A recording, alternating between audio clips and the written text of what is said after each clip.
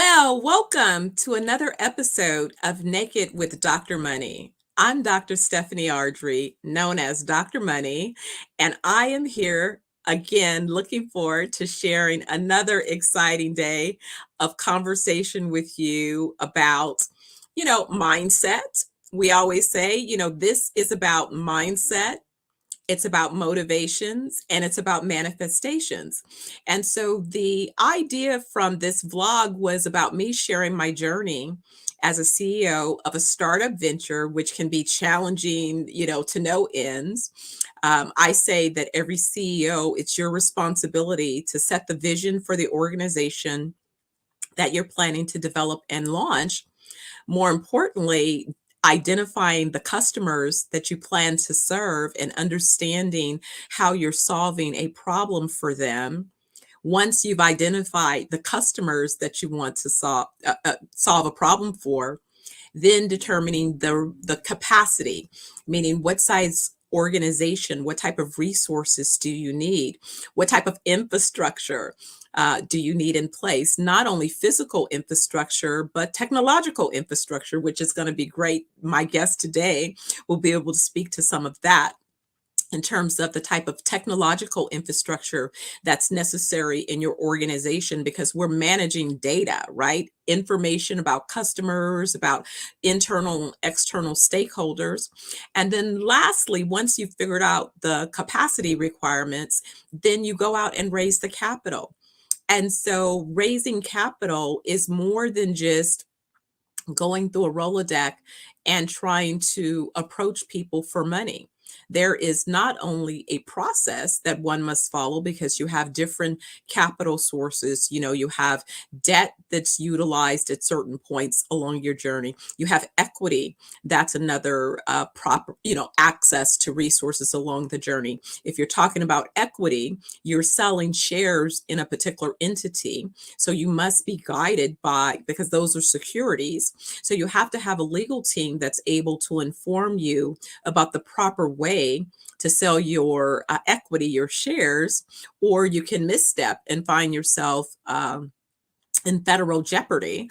Those are federal offenses, federal crimes, if you, misappropriate these things. And also, the second you're trying to take in other people's money. So it's more than what comes to mind. It's not just as simply, showing up and asking someone for dollars to invest in your organization. So anyway, what I wanted to do was to share my journey as I am, in my role as CEO of ZenoVerse Wellness Group, and I'm raising capital for that venture, and it's been an exciting journey. So how do I maintain my mindset?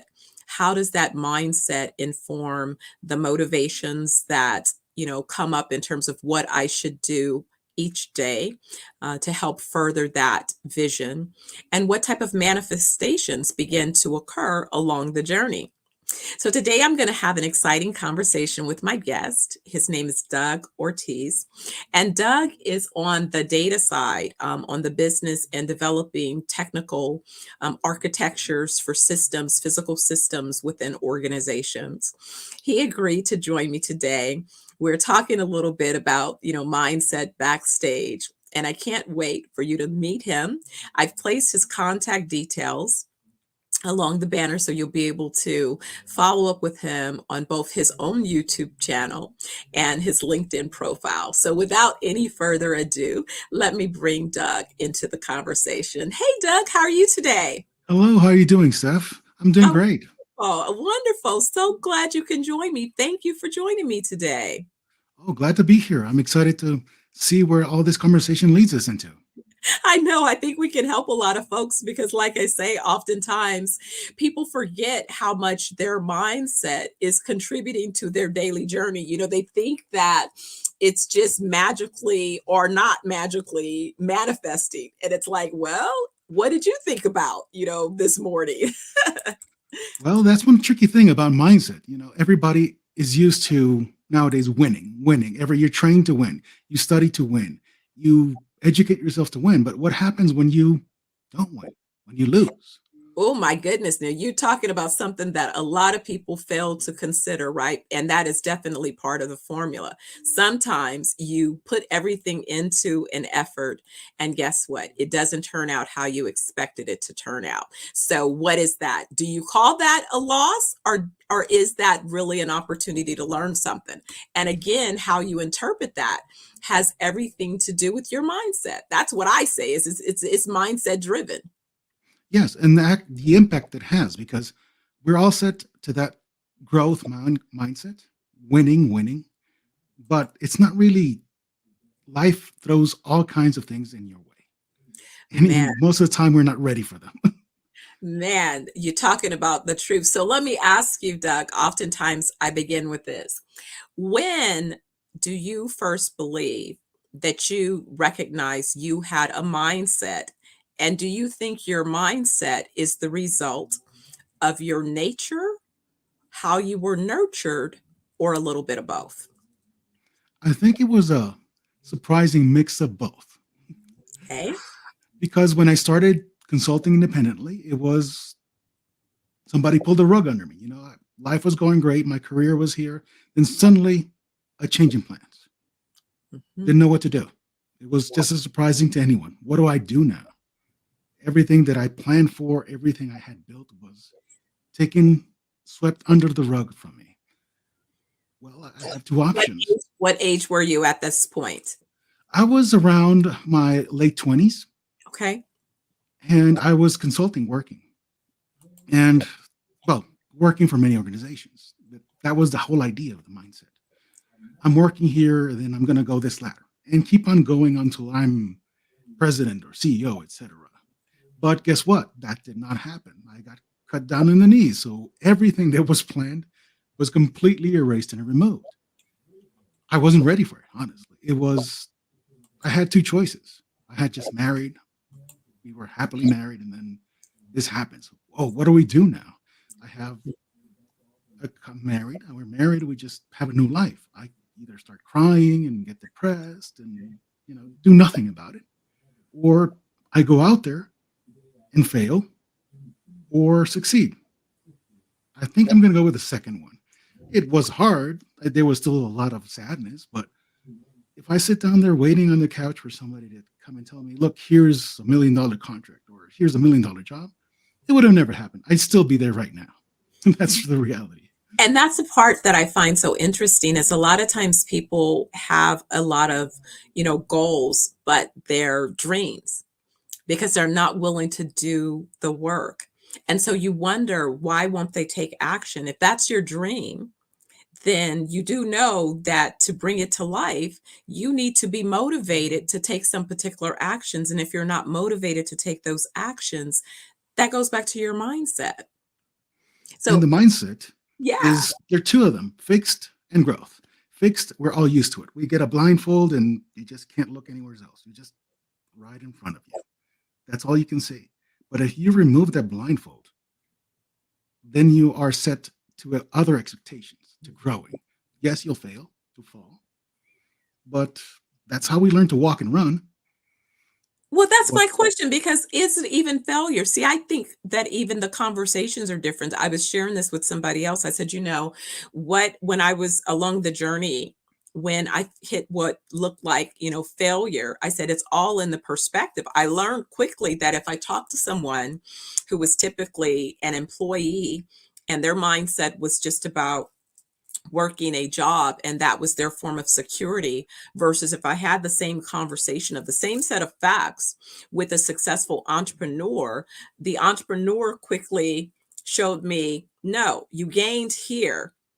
And now, in order to gain there, you just need to pivot here and keep going. You don't stop. So it's all in who you have, which is why, we've heard different expressions, but one expression says, kind of that fave five. Who are the five people that you spend the most time with? Because if you look around and look at their net worth, then that's potentially where yours is going to be. And if you're the smartest one in the room, then that's not the network that you want to spend the most of your time. You want to put yourself just as you've stated, in a growth environment with some other people that are looking at the same set of facts but seeing something different. It's that saying, do you want to be a fish in a small pond, big fish in a small pond, or do you want to be a small little fish in an ocean? Yeah, It's your pick. it's your Which one pick. do you think it's going to be? I'd rather be the small fish, and yes, there'll be sharks. There'll be all kinds of dangers out there, but you're going to grow from it. And I wouldn't, as you said, many people see failure as the end of the world. It's one step. You fall, you hurt, you just gather yourself, and then you get up and go again and again, and it'll happen over. It's just like a wheel. Keep on turning. Well, It's it's so gonna happen. true. We were talking about just the analogy of sports, and we just had a big Super Bowl that captivated so many of us, our attentions. If it was just because people were talking about, the team and how each team had to play a full season, and they get down to the final seconds on the board, they're past the regulation time. Now they're in overtime, right? One team believes that they have the game in the bag. So their mindset is activated in a particular way. And another team was like, we still have seconds on the board. We can still win this thing. So, you know what I mean? It's a difference in perspective. And you're like, dang, that's the difference. When it comes down to showtime, right? I've explained this along career paths. When you're in a certain space, there is a point where everybody that's playing at the same level pretty much has the same technical competencies. But what's the difference between the good and the greats is that the greats also have invested in mindset development. They didn't just invest in their technical skills, they invested in things that would allow them, when they're down to those final seconds, to still have something else in their tank that they could pull out, because they're still focused on the win. They haven't given up that possibility of whatever that win is at that particular moment. And so that's And kind of what, we were tossing back, along, motivation, yeah, motivations. Yes. because you had the mindset. They had the mindset of growing, and both teams had that. But another one sneaked in something else the other one didn't have. Yeah. They did not lose on their motivation. They kept it going until they said, I'm going to give it all. I'm going to fail. I'm going to lose, but so be it. But I'm So going to do it with my head up yes, and it's tall. all, I'm gonna leave it all on this playing field, and that's, I've heard other conversations about, baseball players, for example, the baseball player that holds the most, you know, um, home runs also probably holds the most strikeouts, as a record, because you have to be willing to get up to plate every time aiming for a home run, but you're not going to always make a home run. In fact, what's going to happen is you're going to fail most times with a home run as an outcome, but you're going to get better and better at what it takes to be in the right position, the right swing, the right timing, and all of those things. But I want to go back to what you said earlier, because when I was asking you about how you believe your mindset was formed, you said both a combination of nature and a combination of nurture. So, where is it that you've been able to distinguish between the two influences in how you've thought along this journey? I would say the nurture part, many would say look down at it. I grew up in third world countries. Even though I grew up in the US, I'm a New Yorker, but then I moved out into Latin America. Okay. And that was a whole different ballgame. It set up, I got to see things differently, completely different, in which you fail and it's hard to get up. You What most age? of the time don't. What age were you, Doug, at that time? I was around 10 years old. Okay. All right. All And right. that shifted the entire perspective because then I saw when you fail, you fail. So you try not to fail, but that also limits you, your motivation, Mhm. your mindset, because you're very limited on what you can do. So you learn to live within your means, live within what you have, and make the most of it. So whenever you're ready, you manifest, even if it's little blocks, you have set up a structure Mhm. to succeed, even if it's little by little. Mhm. Mhm. those are, would say, the nature and nurture that was, some would say it's blessed, others cursed. Depends on how you look at it. It really depends on how you look at it. I really think though it's kind of, our first environment are our families, usually like our immediate families. What is the mindset of those folks who are nurturing us and letting us know? I remember that I made some decisions when I was 3 years young.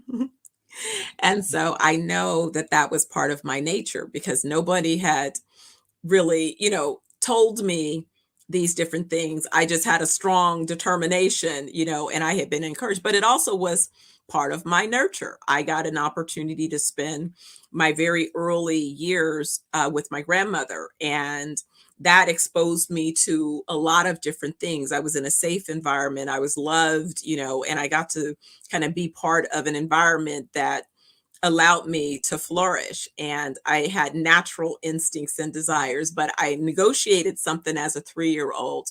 And it was amazing that the adults listened to me as a 3-year-old.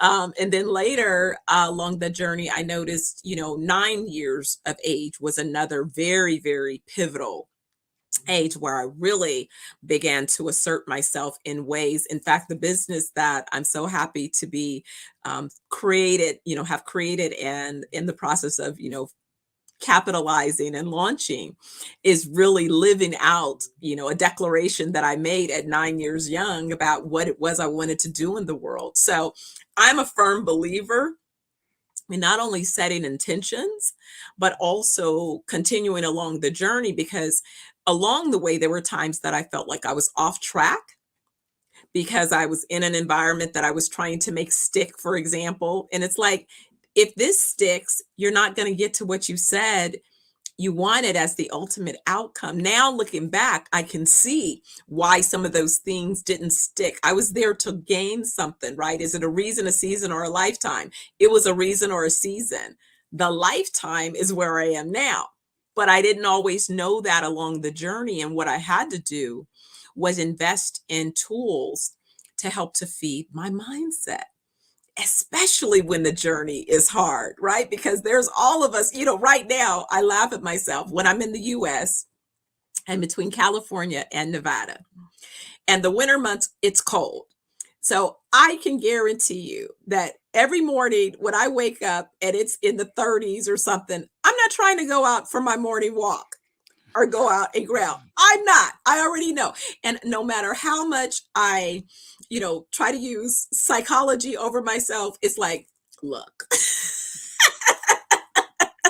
it's a hard sell, right? So what I started doing was imagining, well, then what if the months of the year that it's super cold and maybe I should be on a Caribbean island during those months, because then I avoid, so I literally started setting an intention so that I could put myself in different environments during different times of the year. And the thing is that it worked. Like once I set what I want, the intention on my visual board, it all manifested. And I couldn't even believe it. I didn't even know how, but it did, right? So The interesting part is you set up everything there. You probably, looking in retrospective, you can easily say, oh, it just happened. But subconsciously, your yeah. mind was setting things up, was already planning, setting up the building blocks, the entire environment so that you can just perform that action. Yes. So tell me more. How did you transition from, if you say, having the exposure to the global markets and then kind of segueing back into US, and how, as a technologist, how does that factor into, your business and how you approach opportunities and helping companies? Because, infrastructure, be it hard or software, constantly evolves. There's always new something, but at the core, there still is data and information that we must always be aware of and have some type of method of managing. So kind of fill in a gap for me. Tell me some more. Sure. So once I was back in the US, I started noticing there was a infrastructure, a lot of network infrastructure, a lot of technology, a lot of platforms. But once, the key word that you said, Where's the data? And this is early 2000s. Data is there, but it was not a commodity. Mm. You start asking yourself, okay, why is it not a commodity? I'm seeing something that nobody else is doing. Mm. What's wrong here?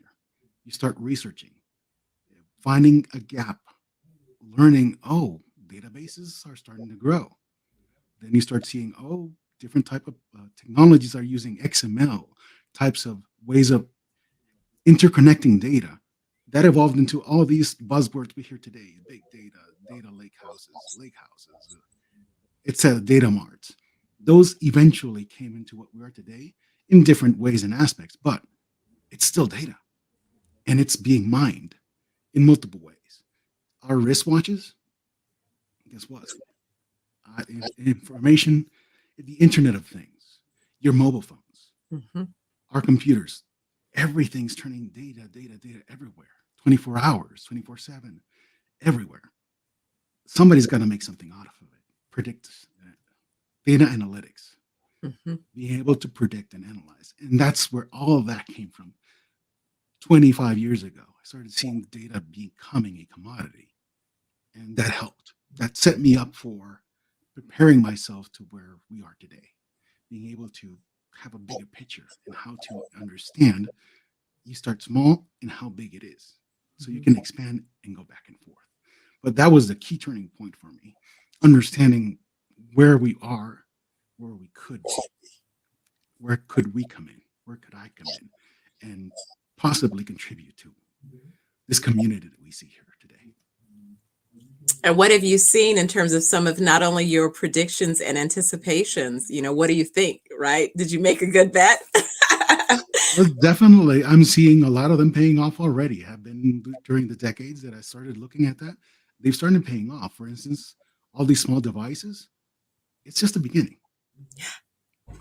Every device that we buy, that we hold, is generating data constantly.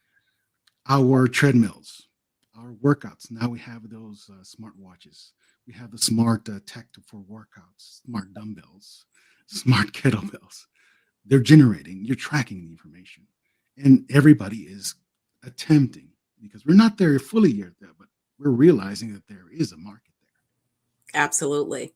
Absolutely. And so that was probably the secret. I remember I was telling someone the early last week that as a young person, you used to either have a leaning towards math and science or communication. So naturally, I was more of the math, science, engineering mind, and my mother, though, was more, the art, the communication. So she gave me a balance of a little bit of both. But later, when I was in high school, I had an opportunity to do a summer program at UC Berkeley in microcomputer electronics, where I was learning to build computers and the intro to coding. And I decided at that time that I didn't want to just focus on kind of the technical part of building those systems, but that I would use my technical brain in business applications. And I remember later, one of the organizations that I worked for was Esprit de Corps. I was in the kids division, and every year, as we prepared for the new line, we had to create a database. And so I worked with the tech team to create this database. And I remember how, that then translated into my first career was in advertising and marketing communications. And because of my desire to quantify what I was recommending as strategies and tactics to fulfilling business objectives, because I always had that technical piece before we even had data analytics. I was providing my clients with analytical tools that have now come, full-fledged ahead. We're really talking about, I'm aging myself now, I'm taking you back, 40 years ago, right? Along my journey when I was just beginning. And then when I look at data, but I build every business with an understanding and value of not only that there is data that's available, but there's data specifically that I want to capture, because it can inform multiple sets of not only decisions, but it gives you an insight in what, if you say that you're providing a solution to a marketplace, how do you know if you're even providing a solution to what that marketplace still wants? And what they want today doesn't mean that they're going to want those same things tomorrow. So how do you know where they're showing or demonstrating either gaps? As you said, I love gaps. How do you indicate or learn about those gaps if you don't have some set of not only capturing the data, but organizing the data in such a way that you can make truly informed decisions? Because there's a lot of people that have access to data, but that doesn't mean that they know how to utilize or to make appropriate decisions based on that data.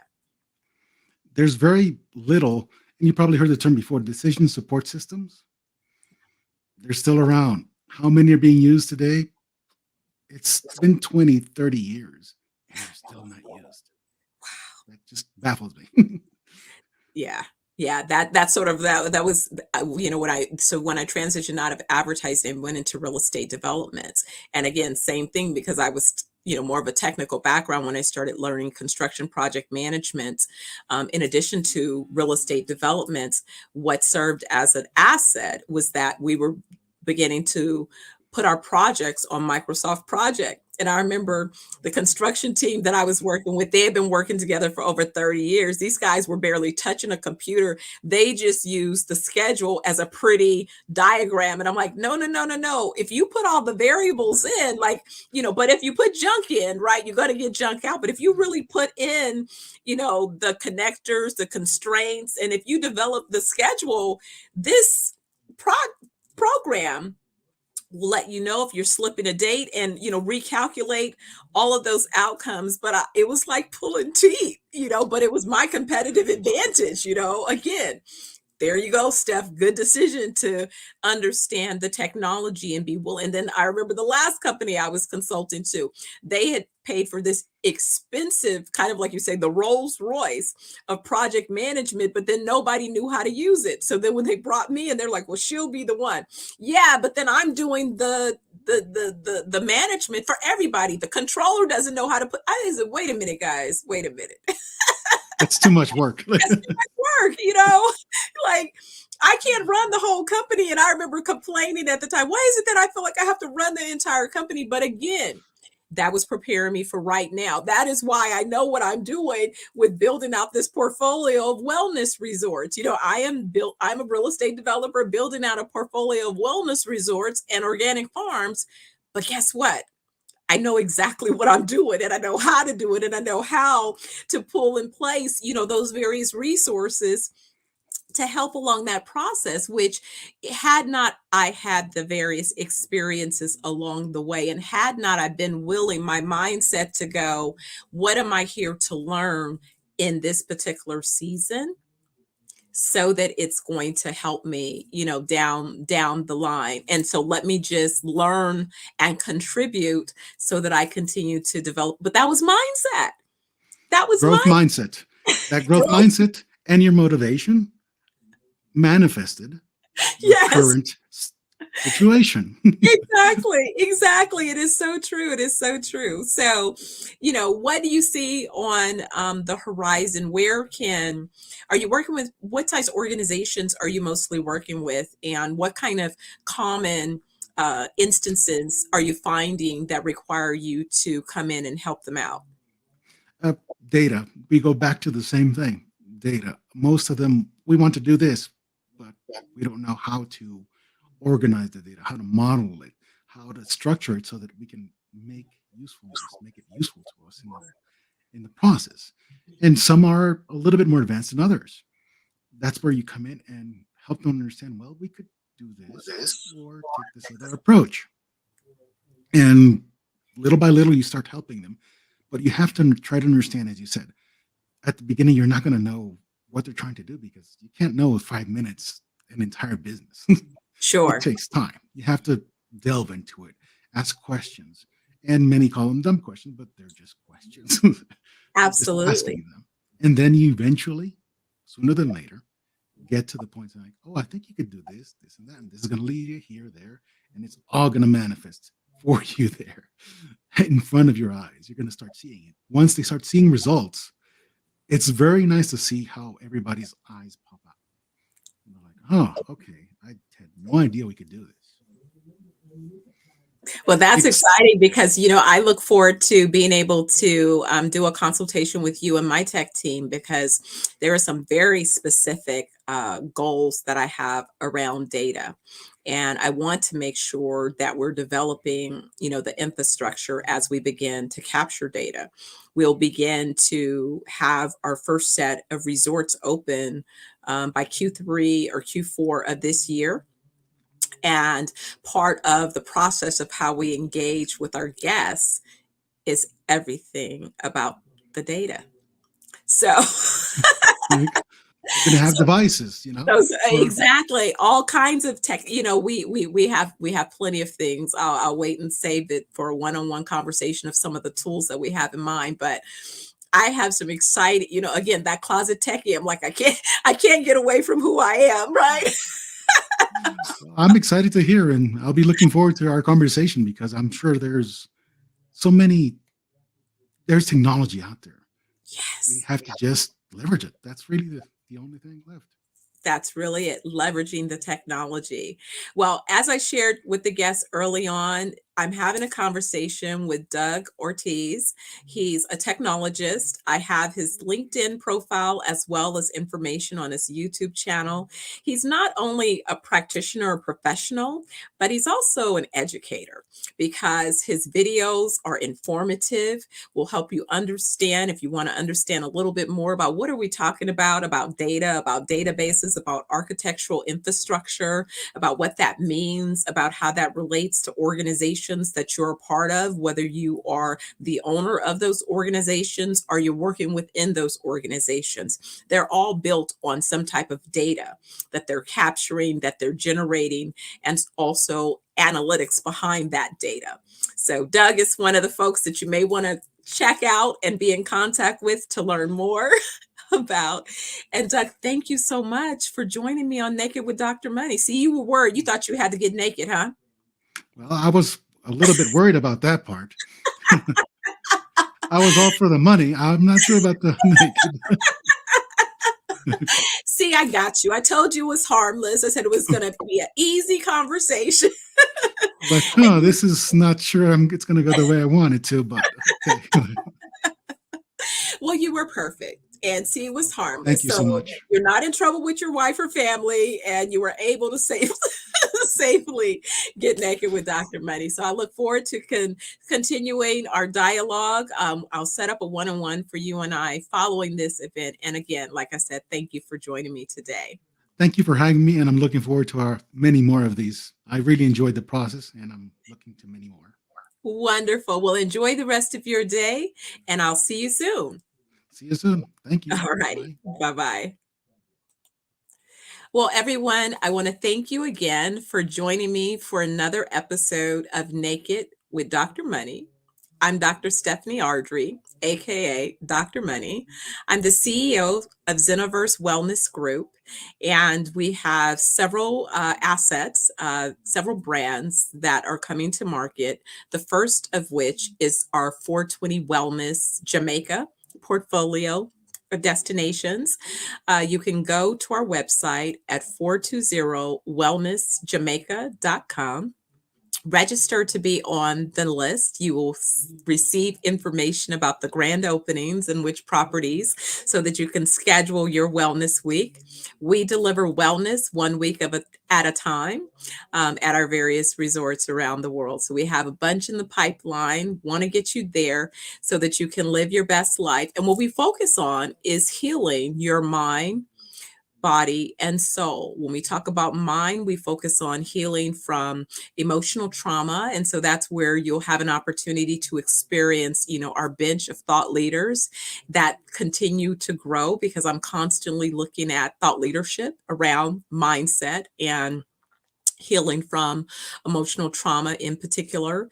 On body, we focus on detoxing your body to make sure that you have ultimate gut health, because we know if your gut is healthy, then it also is going to contribute to not only your mental faculties and thinking and ability. And if you're feeling great and you're thinking great, we focus on soul. And that is in our belief that we all have ancestral assignments. And if you find yourself in a tribe of like-minded individuals, then collectively we're able to support one another with making sure that we bring those assignments forth as a contribution to humanity. So again, check us out. And if it is that you like my journey in terms of how I'm maintaining my mindset, my motivations and manifestations, check me out every Wednesday at noon Pacific time for another episode of Naked with Dr. Money. Until I see you next time, be well. I'll see you soon.